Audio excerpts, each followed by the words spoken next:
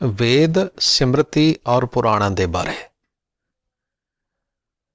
हुण सिंह जी उस हिंदू सज्जन नूं संबोधन करदिआं कहण लगे, वेखो भाई, व्यर्थ ਦੀ ਚਰਚਾ ਕਰਨ ਨਾਲੋਂ ਚੰਗਾ ਹੈ ਕਿ ਅਸੀਂ ਤੁਹਾਨੂੰ ਵਿਸਥਾਰ ਨਾਲ ਸਿੱਖ ਧਰਮ ਪੁਸਤਕਾਂ ਦਾ ਹਵਾਲਾ ਦੇ ਕੇ ਦੱਸ ਦਈਏ ਕਿ ਤੁਹਾਡਾ ਤੇ ਸਾਡਾ ਕਿੰਨਾ ਫਰਕ ਹੈ। ਤੁਸੀਂ ਵੇਦਾਂ ਨੂੰ ਈਸ਼ਵਰ ਦੇ ਸਵਾਸ ਔਰ ਸਦਾ ਰਹਿਣ ਵਾਲੇ ਮੰਨਦੇ ਹੋ, ਜਦੋਂ ਕਿ ਸਤਿਗੁਰੂ ਜੀ ਗੁਰਬਾਣੀ ਵਿੱਚ ਵੇਦਾਂ ਨੂੰ ਸਦਾ ਨਹੀਂ ਮੰਨਦੇ। ਗੁਰੂ ਜੀ ਦਾ ਬਚਨ ਹੈ, ਸ਼ਾਸਤ ਸਿਮਰਤ ਬਿਨ ਸਹਿੰਗੇ ਬੇਦਾ। ਤੁਸੀਂ ਵੇਦਾਂ ਨੂੰ ਈਸ਼ਵਰ ਦੇ ਸਵਾਸ, ਸਦਾ ਰਹਿਣ ਵਾਲੇ ਤੇ ਸਿਮਰਤੀ ਪੁਰਾਣ ਆਦਿਕ ਪੁਸਤਕਾਂ ਨੂੰ ਆਪਣੇ ਧਰਮ ਦਾ ਆਧਾਰ ਮੰਨਦੇ ਹੋ, ਪਰ ਅਸੀਂ ਕੇਵਲ ਸ੍ਰੀ ਗੁਰੂ ਗ੍ਰੰਥ ਸਾਹਿਬ ਜੀ ਨੂੰ ਆਪਣਾ ਧਰਮ ਪੁਸਤਕ ਜਾਣਦੇ ਹਾਂ ਤੇ ਉਸ ਦੇ ਮੁਤਾਬਕ ਜੋ ਸਾਖੀਆਂ ਦੀਆਂ ਪੁਸਤਕਾਂ ਵੀ ਨੇ ਉਹਨਾਂ ਨੂੰ ਉਹਨਾਂ ਦੇ ਆਸ਼ੇ ਅਨੁਸਾਰ ਮੰਨਦੇ ਹਾਂ। ਸਿੱਖਾਂ ਲਈ ਗੁਰੂ ਦਾ ਇਹ ਹੁਕਮ ਹੈ, ਸਤਿਗੁਰੂ ਬਿਨਾਂ ਹੋਰ ਕੱਚੀ ਹੈ ਬਾਣੀ। ਬਾਣੀ ਤਾਂ ਕੱਚੀ, ਸਤਿਗੁਰੂ ਬਾਝੋਂ ਹੋਰ ਕੱਚੀ ਬਾਣੀ। ਕਹਿੰਦੇ ਕੱਚੇ ਸੁਣਦੇ ਕੱਚੇ, ਕੱਚੀ ਆਖ ਵਖਾਣੀ। ਫਿਰ ਸਤਿਗੁਰੂ ਜੀ ਹੋਰ ਬਚਨਾਂ ਵਿੱਚ ਆਖਦੇ ਨੇ, ਬਾਣੀ ਤਾਂ ਗਾਵੋ ਗੁਰੂ ਕੇਰੀ ਬਾਣੀਆਂ ਸਿਰ ਬਾਣੀ। ਸ੍ਰੀ ਗੁਰੂ ਰਾਮਦਾਸ ਜੀ ਦੇ ਬਚਨ ਨੇ, ਸਭ ਸੇ ਉੱਪਰ ਗੁਰ ਸ਼ਬਦ ਵਿਚਾਰ। ਸ੍ਰੀ ਗੁਰੂ ਅਮਰਦਾਸ ਜੀ ਦੇ ਬਚਨ ਨੇ, ਗੁਰਬਾਣੀ ਵਰਤੀ ਜਗ ਅੰਤਰ, ਇਸ ਬਾਣੀ ਤੇ ਹਰ ਨਾਮ ਪਾਏਂਦਾ।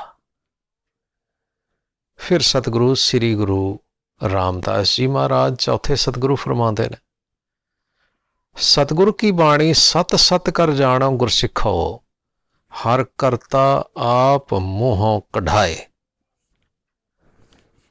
ਫਿਰ ਇਹ ਵੀ ਗੁਰੂ ਰਾਮਦਾਸ ਜੀ ਮਹਾਰਾਜ ਦੇ ਹੀ ਬਚਨ ਨੇ, ਬਾਣੀ ਗੁਰੂ, ਗੁਰੂ ਹੈ ਬਾਣੀ, ਵਿੱਚ ਬਾਣੀ ਅੰਮ੍ਰਿਤ ਸਾਰੇ। ਗੁਰ ਬਾਣੀ ਕਹੈ ਸੇਵਕ ਜਨ ਮਾਨੈ, ਪ੍ਰਤੱਖ ਗੁਰੂ ਨਿਸਤਾਰੇ।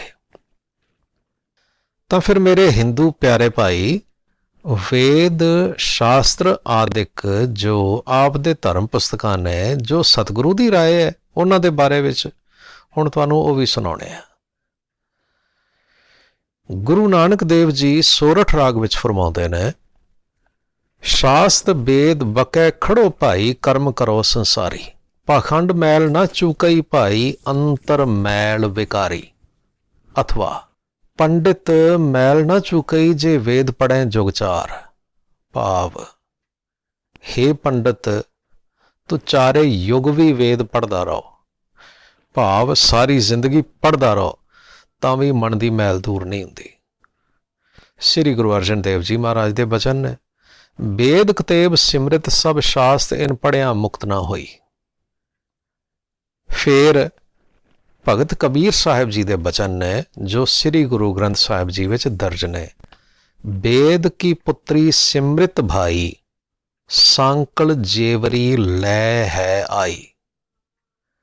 ਭਾਵ ਸਿਮਰਤੀਆਂ ਜਿਨ੍ਹਾਂ ਨੂੰ ਵੇਦਾਂ ਦੀ ਪੁੱਤਰੀ ਕਿਹਾ ਜਾਂਦਾ ਹੈ, ਇਹ ਤਾਂ ਸਮਝੋ ਕਿ ਇਨਸਾਨ ਨੂੰ ਵਹਿਮਾਂ ਭਰਮਾਂ ਵਿੱਚ ਬੰਨ੍ਹਣ ਦੇ ਲਈ ਸੰਗਲੀਆਂ ਵਾਂਗ ਨੇ। ਫਿਰ ਭਗਤ ਕਬੀਰ ਸਾਹਿਬ ਜੀ ਹੀ ਆਖਦੇ ਨੇ, ਬੇਦ ਕਤੇਬ ਇਫਤਰਾ ਭਾਈ, ਦਿਲ ਕਾ ਫਿਕਰ ਨਾ ਜਾਏ। ਮੇਰੇ ਖਿਆਲ ਵਿੱਚ ਤੁਸੀਂ ਇਫਤਰਾ ਦਾ ਮਤਲਬ ਤੇ ਜ਼ਰੂਰ ਸਮਝਦੇ ਹੋਵੋਗੇ।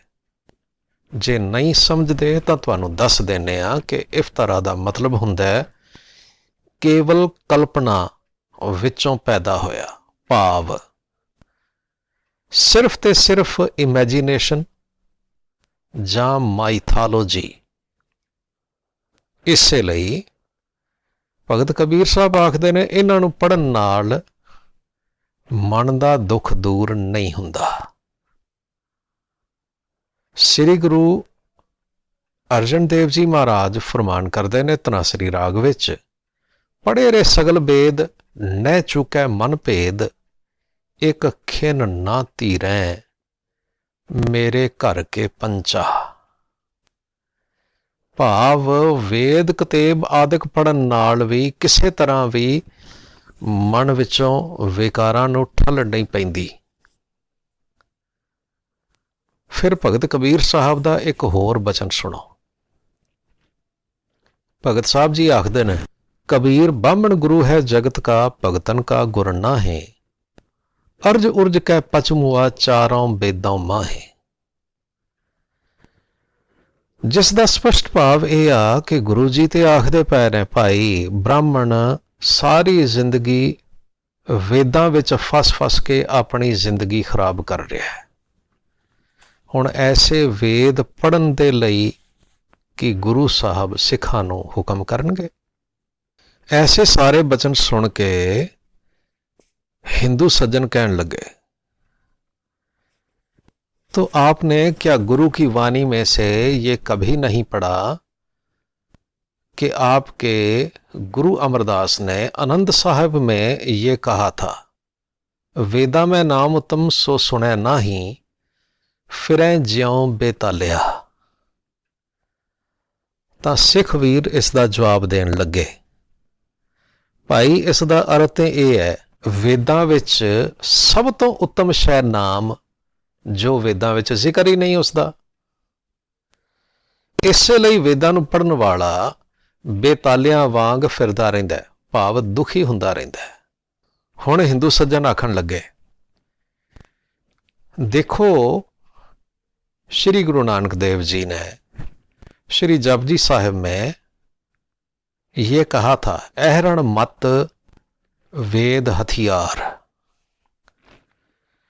तो सिंह जी आखन लगे, देखो भाई इत्थे वेद लफज का अर्थ की है कि वो वालियां किताबां जिन्हां विच अग्नि या सूरज या इंद्र आदिक देवतियां दे गुण भी गाए गए ते उन्हां नूं पूजन दे लई वर्णन किया गया, ਜਦੋਂ ਕਿ ਤੁਹਾਡੇ ਗ੍ਰੰਥਾਂ ਵਿੱਚ ਹੀ ਇੰਦਰ ਅਥਵਾ ਅਗਨੀ ਅਥਵਾ ਹੋਰ ਹਿੰਦੂ ਦੇਵਤਿਆਂ ਦੇ ਬਾਰੇ ਵਿੱਚ ਕਿਤਨੀਆਂ ਅਸ਼ਲੀਲ ਵਾਰਤਾਵਾਂ ਵੀ ਵਰਣਨ ਕੀਤੀਆਂ ਗਈਆਂ ਨੇ। ਕੀ ਸੋਚਦੇ ਹੋ ਕਿ ਗੁਰੂ ਸਾਹਿਬ ਸਾਨੂੰ ਇਹ ਵੇਦ ਆਦਿਕ ਪੜ੍ਹ ਕੇ ਉਹਨਾਂ ਸਾਰੇ ਅਸ਼ਲੀਲ ਦੇਵੀ ਦੇਵਤਿਆਂ ਦੀ ਪੂਜਾ ਕਰਨ ਦੇ ਲਈ ਹੁਕਮ ਕਰਦੇ ਹੋਣਗੇ? ਹਾਂ, ਤੁਹਾਡੀ ਤਸੱਲੀ ਲਈ ਦੱਸ ਦਿੰਦੇ ਆ, ਇੱਥੇ ਵੇਦ ਦਾ ਭਾਵ ਵੇਦ ਪੁਸਤਕ ਨਹੀਂ, ਬ੍ਰਹਿਤ ਪਰਾਸ਼ਰ ਸੰਹਿਤਾ ਅਧਿਆਇ 4 ਵਿੱਚ ਲਿਖਿਆ। ਆਪ ਹਿੰਦੂ ਪੁਸਤਕਾਂ ਦੀਆਂ ਵਾਰਤਾਵਾਂ ਤੋਂ ਤਾਂ ਜਾਣੂ ਹੋਵੋਗੇ। ਲਿਖਦੇ ਨੇ, ਵੇਦ ਨਾਮਕ ਪੋਥੀਆਂ ਦੇ ਨਾਮ ਵੇਦ ਨਹੀਂ, ਵੇਦ ਦਾ ਅਰਥ ਤੇ ਪਰਮ ਗਿਆਨ ਹੈ। जो ज्ञान नूं प्राप्त करके परम पद लभदा है उसे नूं वेद ज्ञाता आखीदा। हुण फिर सुनो, अथर्व वेद संबंधी मुंडक उपनिषद विच लिखिया है कि एक पराविद्या हुंदी है, भाव महान विद्या, ते दूजी अपराविद्या भाव सधारण विद्या हुंदी है। फिर लिखते ने कि ऋग यजुर शाम और अथर्व वेद व्याकरण ज्योतिष आदिक सब अपरा विद्या है, भाव साधारण विद्या है। और परा विद्या तो वो होंदी है जिस करके अविनाशी अकाल पुरख वाहिगुरु का ज्ञान प्राप्त होंदा है। जो जपजी साहिब का बचन अहरण मत वेद हथियार लिखिया गया है, उस विच भाव उस महाज्ञान दा वेद का आखरी अर्थ ज्ञान अथवा विद्या हुंदा है, जिस दा भाव है, हे भाई ज्ञान ही श्रेष्ठ हथियार बनाओ जिस नाल तुसीं अपने जीवन का गहना कढ़ना है।